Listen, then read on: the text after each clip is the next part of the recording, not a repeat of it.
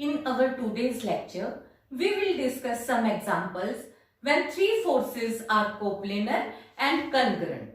तो इसके लिए जैसे अपन कई रिजल्ट्स ऑलरेडी कर चुके हैं कि अगर कंकरेंट होती हैं तो साइन फार्मूला एग्जिस्ट करता है कि जैसे हमारे पास each force is proportional to sine angle between the other two, और इसी तरीके से हम लेबनिज थ्योरम भी यूज कर चुके हैं। अब इसके अलावा एक रिजल्ट और है जो कि हम बगैर डिराइव करे एज इट इज यूज करेंगे।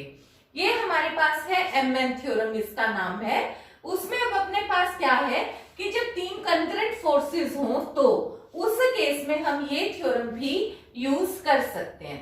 किस तरीके से है इसका रिजल्ट कि अगर ए बी एक स्ट्रेट लाइन है और सी इसके बीच का, ए बी स्ट्रेट लाइन के बीच में कहीं पे भी कोई एक पॉइंट है और ये हमारे पास O से OA और O से OB को हमने मिलाया तो ये अपने पास एक ट्रायंगल है OAB, और OC को भी हमने ज्वाइन करा और ये वाला एंगल हमें पता है AOC एंगल हमें पता है कि अल्फा दिया हुआ है, BOC हमें अगर पता है कि भी बीटा एंगल दिया हुआ है, और ये angle is equal to theta दिया हुआ है, OCB एंगल थीटा दिया हुआ है। तो हम यहां से ये रिजल्ट यूज करेंगे कि m plus n cot theta will be equal to m cot alpha minus n cot beta, जबकि रेशो कैसे है, ये m n कैसे है कि AC और CB की रेशो हमें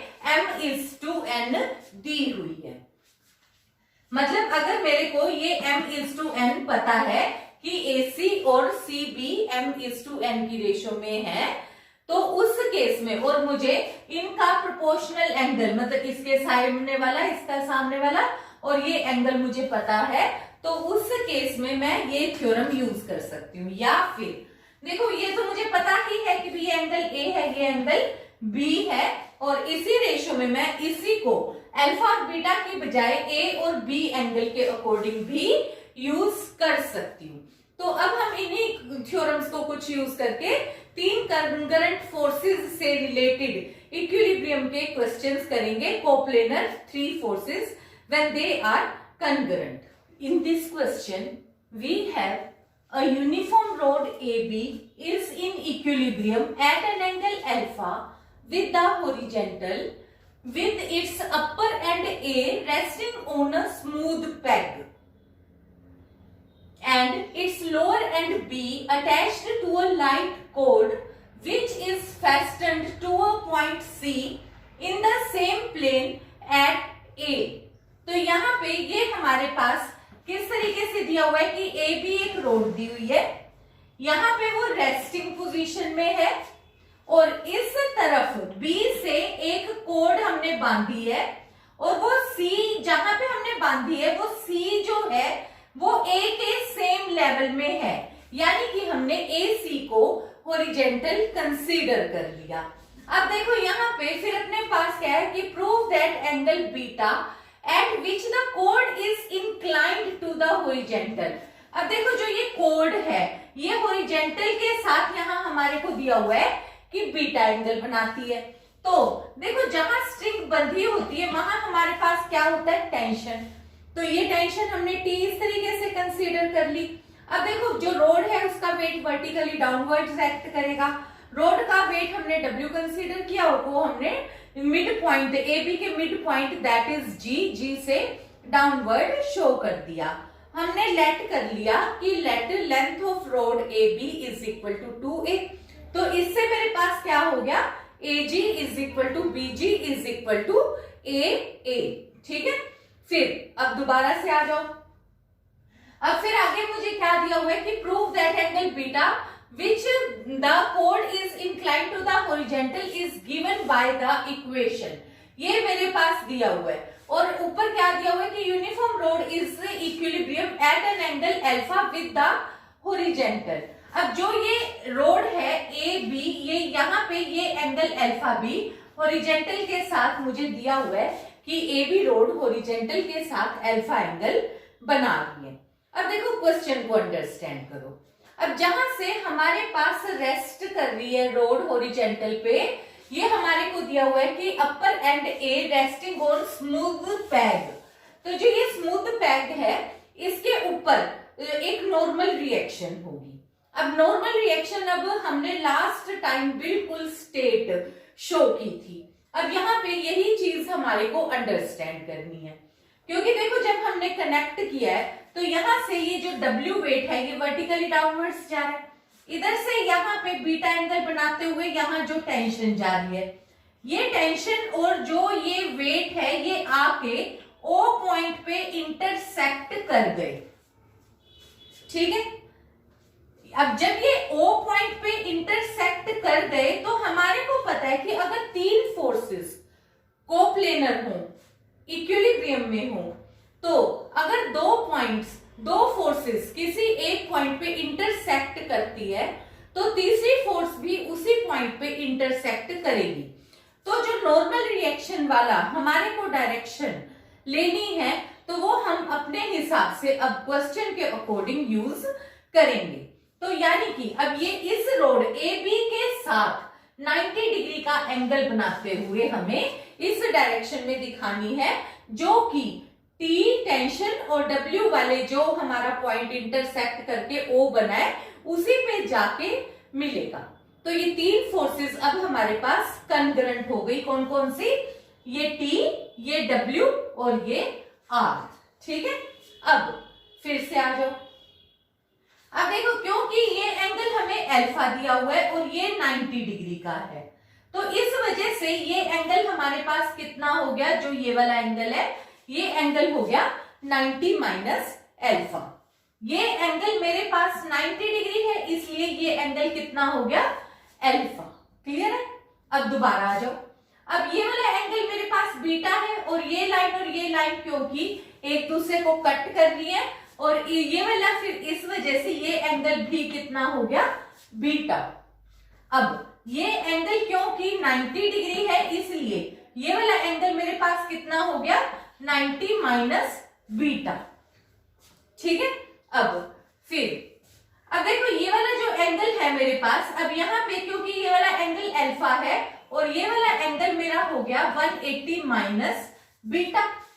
तो इस वजह से अगर मैं लिखना चाहूं तो ये एंगल मेरे पास कितना हो गया, बीटा माइनस अल्फा।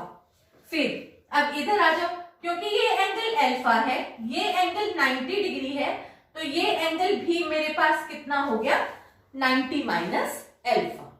ये मैंने सारा लिख लिया। अब देखो अगर मैं MN थ्योरम यूज करती हूँ, देखो एक ही क्वेश्चन को हम पहले भी कर चुके हैं कि एक अटेम्प्ट करने के कई तरीके हो सकते हैं। अगर तुम्हारे को लगता है कि कोई और सुटेबल इसका मेथड हो सकता है इसी क्वेश्चन को, क्योंकि हम कई मेथड कर चुके हैं, हम एक ही फिर रिजल्ट एक अलग तरीके का करते हैं और फिर उसे 4-5 क्वेश्चन में अप्लाई कर देते हैं। तो ये तुम्हारी मर्जी है, बस मेथड ठीक होना चाहिए। कौन सा यूज किया है वो तुम्हारी मर्जी है। तो अब यहाँ पे अपने पास वैल्यू क्या हो गई, अब देखो MN थ्योरम के अकॉर्डिंग मुझे ये लेंथ पता है A है, ये A है क्योंकि मैंने AB को 2A कंसीडर किया हुआ है। ये एंगल मुझे पता है, ये एंगल और ये एंगल पता है, तो इसलिए मैं MN थ्योरम अप्लाई कर सकती हूँ।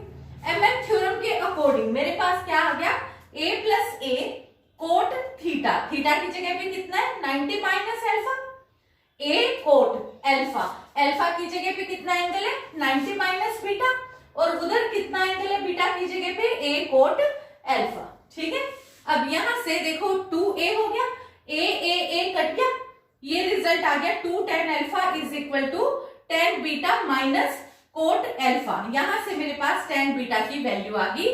फर्स्ट रिजल्ट मुझे यही प्रूव करना था, एक रिजल्ट हो गया। अब दोबारा आ जाओ। अब इधर से मेरे पास अब ट्राइंगल ACB, जो मेरे पास अब ट्राइंगल है ये ACB, ये ट्राइंगल, इसके अकॉर्डिंग मेरे पास अब रिजल्ट देखो, आंसर में मुझे AC और AB के अकॉर्डिंग आंसर करना था। अब ये जो AC है, AC के सामने मैं कौन सी वैल्यू लूंगी, AC के सामने जो वैल्यू अपने पास आई है AC, इसके सामने का जो साइन एंगल है बीटा माइनस अल्फा, तो मैंने क्या यूज किया, AC ओवर लेबनिज थ्योरम कह लो या साइन फार्मूला कह लो, AC over sine beta minus alpha. इसी तरीके से ए बी, अब देखो ये ए बी है, ए बी के सामने मेरे पास कौन सा एंगल है, साइन 180 माइनस बीटा, ठीक है।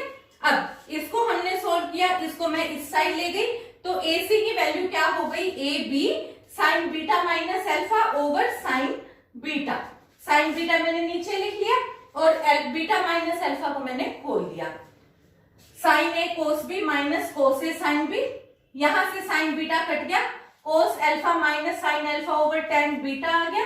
तो यहाँ पे अपने पास वैल्यू हो गई, जब ये रिजल्ट में मेरे पास A B into cos alpha, क्योंकि जब मैंने आंसर देखा तो इस आंसर में ए सी भी है, ए बी भी है, अल्फा भी है, बीटा नहीं है। तो यहां से मैंने टेन बीटा की जगह पे ये वाली वैल्यू सब्स्टिट्यूट कर दी। तो अब जहां पे मेरे पास ये टेन बीटा बन गया, उसकी जगह पे मैंने ये वैल्यू सब्स्टिट्यूट कर दी और फिर आगे, फिर तो ये सिंपल ट्रिग्नोमेट्री जैसे हम सोल्व करते हैं, सिंपल कैलकुलेशन वर्क है। तो जब मैं सोल्व करूंगी तो यहां से मेरे पास आ जाएगा two tan alpha cot alpha, और यहां से इस रिजल्ट को फिर से मैंने यूज कर लिया, कोट को मैंने 1/10 बनाया, तो ये 2 टाइम स्क्वायर हो गया, ऊपर 10 चला गया, फिर मैंने एलसीएम लिया, यहाँ आ गया ये 1 + 2 टाइम स्क्वायर अल्फा, कैलकुलेशन के बाद ये चीज आ गई हमारे पास ए बी सीकेंट अल्फा। तो ये हमारे पास न्यूमेरिकल है जब तीन कोप्लेनर फोर्सेस इक्विलिब्रियम में है और कंकरेंट है। Now in this question we have a uniform beam of length 2a rests against a smooth vertical plane over a smooth peg at a distance b from the plane.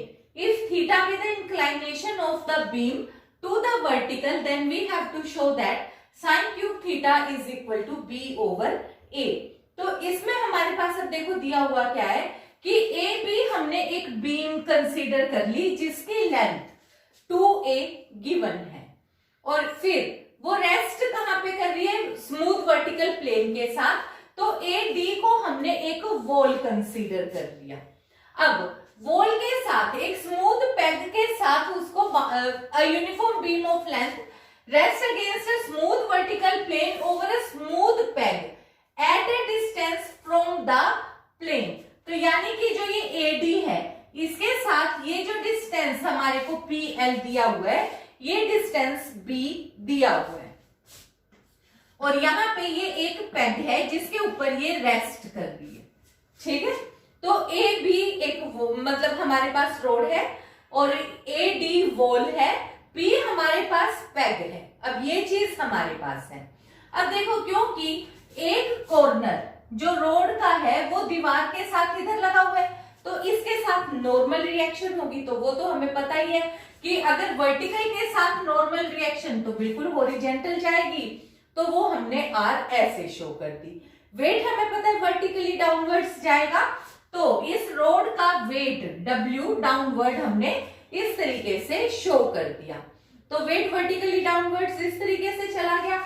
अब हमारे को यहाँ पे ये दिया हुआ है कि if theta be the inclination of the beam to the vertical, यानी कि जो ये बीम का वर्टिकल के साथ एंगल थीटा, ये भी हमें दिया हुआ है। फिर एक नॉर्मल रिएक्शन, अब यहां से देखो जो ये आर के ऊपर नॉर्मल रिएक्शन हुई और वेट ये आके कहां पे मिल गए, ये आके ओ पे मिल गए। अब हमें पता है क्योंकि सिस्टम इक्विलिब्रियम में और ये दो फोर्सेस अगर एक दूसरे को किसी एक पॉइंट पे इंटरसेक्ट कर जाती है, तो तीसरी फोर्स भी अगर सिस्टम में है तो वो इसी को इंटरसेक्ट करेगी, यानी कि कंकरेंट होनी चाहिए। तो P पॉइंट से जो नॉर्मल रिएक्शन हमारे पास जाएगी, क्योंकि रेस्टिंग पे है P पे भी, तो यहां से भी एक नॉर्मल रिएक्शन जाएगी, तो वो S इसको भी कंसाइड करेगा। तो ये तीन फोर्सेस O पे इस तरीके से कंकरेंट होंगी। तो अब O से हमारे पास एक फोर्स हो गई R, एक फोर्स हो गई S, एक फोर्स हो गई W। ये हमारे पास सारा सिस्टम बन गया। अब दोबारा से आ जाओ। अब देखो, अब हमारे पास यहाँ क्या है, ये वर्टिकल के साथ एंगल थीटा दिया हुआ है। अब ये वाला एंगल देखो, ये हमें पता है कि ये एंगल 90 डिग्री का है, और यहाँ पे ये वाला एंगल 90 डिग्री का है और ये एंगल कितना हो गया अपने पास 90 माइनस थीटा, ठीक है ना, ये होगा। और ये वाला एंगल क्योंकि थीटा है तो ये कितना हो गया 90 माइनस थीटा, ये एंगल 90 तो ये वाला एंगल कितना हो गया, ये एंगल भी थीटा हो गया। ये वाला एंगल हमारे पास 90 तो ये वाला एंगल कितना हो गया, ये एंगल हमारे पास, ठीक है, क्योंकि अब यहाँ पे जो ये रिजल्ट हमारे पास है, अब ये एक लाइन और ये दोनों लाइन एक दूसरे के बिल्कुल पैरेलल है। पैरेलल होने की वजह से जो एंगल इधर बना है वही सेम एंगल इधर भी बनेगा। तो ये एंगल हमारे पास हो गया थीटा, ये 90 है तो वैसे मतलब देखो तो भी कैलकुलेशन से ये एंगल भी 90 माइनस थीटा हमारे पास आ गया। अब दोबारा से अब आ जाओ कैलकुलेशन वर्क पे, क्योंकि देखो अब हमारे को क्वेश्चन में निकालना क्या है, हमें सिर्फ ये बताना है कि sine cube theta is equal to B over A. तो हम इसी तरीके से कोशिश करेंगे कि साइन थीटा ही हम यूज करते चलेंगे, जहां जहां थीटा एंगल है और वहां पे कहां पे बी और ए भी साथ यूज हुआ हो, तो उनका ध्यान रखते हुए हम रिजल्ट करेंगे। अब तुम्हारे को पता है कि एक तो ए जी की वैल्यू कितनी होगी, ए होगी, क्योंकि ए बी की लेंथ हमारे पास कितनी है 2a है, और जो वेट है वो कहां से एक्ट करता है मिड पॉइंट से, यानी कि ए से जी तक का डिस्टेंस हमारे पास ए है। तो इस वजह से मुझे ए लेंथ ये पता है, बी लेंथ मुझे ये पता है। तो सबसे पहले तो मैंने एक ट्राइंगल ले ली ए पी एल। देखो ए पी एल ट्राइंगल के अकॉर्डिंग साइन थीटा क्या हो गया, परपेंडिकुलर ओवर हाइपोटेन्यूज, तो एपी हो गया, तो बी ओवर एपी पहला रिजल्ट आ गया। अब आ जाओ एओपी पे आ जाओ। अब यहां से ए बी ओ ये जो ट्राइंगल हमारे पास है, यहाँ पे ये वाला एंगल हमारे पास थीटा है, तो यानी कि ये वाला वैल्यू हमारे पास बेस बन गई, ये अपने पास परपेंडिकुलर और ये हमारी हाइपोटेन्यूज। तो इसके अकॉर्डिंग साइन थीटा कितना हो गया एपी ओवर एओ, क्योंकि एपी अपना क्या है परपेंडिकुलर ओवर हाइपोटेन्यूज, ठीक है, ये आ गया। अब दोबारा आ जाओ, अब आ जाओ ए ओ जी।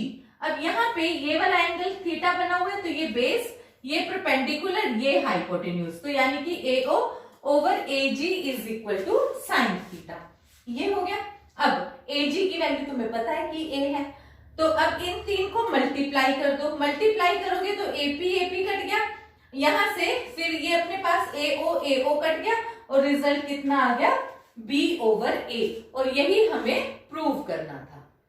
Again in this question we have equal weight P and P are attached to two strings ACP and BCP passing over a smooth peg C.